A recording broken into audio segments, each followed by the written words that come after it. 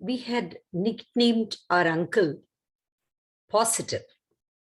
Positive uncle, we used to call him. He used to say often, look at every situation from a positive angle. Even in the worst of situations, there will be a positive aspect. Focus on that, you will succeed. After he left, my elder brother would deride him. Palatial residence, 6 cars, acres of land, tremendous wealth. Because he has all these, he can afford to speak like this. Only people like us who are at the lowest rung of life and facing existential struggle know what is misery. Forget about winning. Even if you manage to survive, that is a great deal. What he said also had a realistic streak. Whatever it was, right from childhood, for me, uncle was a hero. The dignity in his stance, determination at every step, the attitude of seeing good in every situation. All these together had made him an ideal person in my eyes. Uncle, who was for years at the peak of his business, had been facing troubled times for the last 5 years.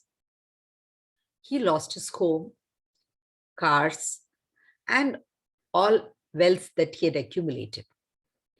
He has also come to the lowest rung of life that my brother was talking about. As uncle's only son was born several years after their marriage, the boy was now a third-year engineering student. I felt very sad when I heard that at the age of 60, uncle is now working as a manager in a friend's hotel, and he was staying in a small rental flat. After he went to Mumbai, I had no opportunity to meet him. I came on an official trip to Mumbai and I was eager to meet him and was curious to get a feel of whether his positive attitude has still endured. It was slightly cumbersome locating his house in Andheri. When Auntie opened the door, she welcomed me with surprise writ large on her face.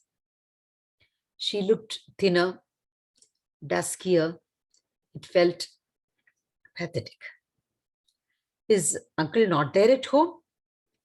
He is doing his daily puja.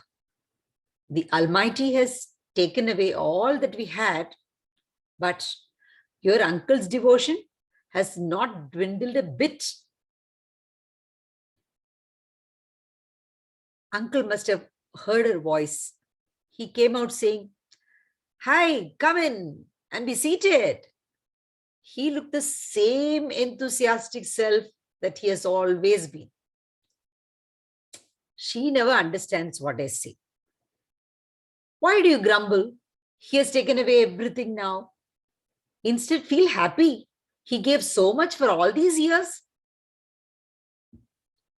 Auntie was not in a state of mind to feel happy for that. She went in quietly. Their son was not at home. Uncle inquired about the well-being of everyone at home. We were having a casual conversation. It was very painful to see uncle, who lived a great royal life in a palatial bungalow, in this humble ambience. It was tough to come to terms with. In a voice that choked with emotion, I couldn't help expressing that. Uncle was very calm as he responded. If we keep on thinking about what is lost, we will never be able to realize the value of what we have. We now also have a son who's very good at studies. I'm fit enough to continue work and earn our livelihood. We've got a house in Andheri at a reasonable rent. There may not be enough money to save, but there is enough to get along by. As you can see, there are still many things that we have. Auntie came with coffee.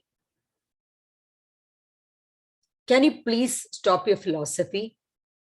She said. It is one thing to have always lived in poverty, but another to have lived well and lost. What do you say?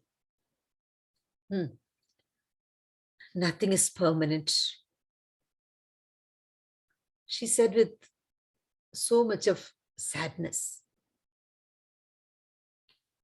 Uncle looked at her and said, if nothing is permanent, what you consider now as tough times, will that alone be permanent? This also will change. What do you say? He smiled, looking at me, and asked. Amazed, I nodded my head. Uncle now went up several notches from where he was when he was doing very well at the height of success. Undoubtedly, Uncle is positive. Opposite story, dear friends.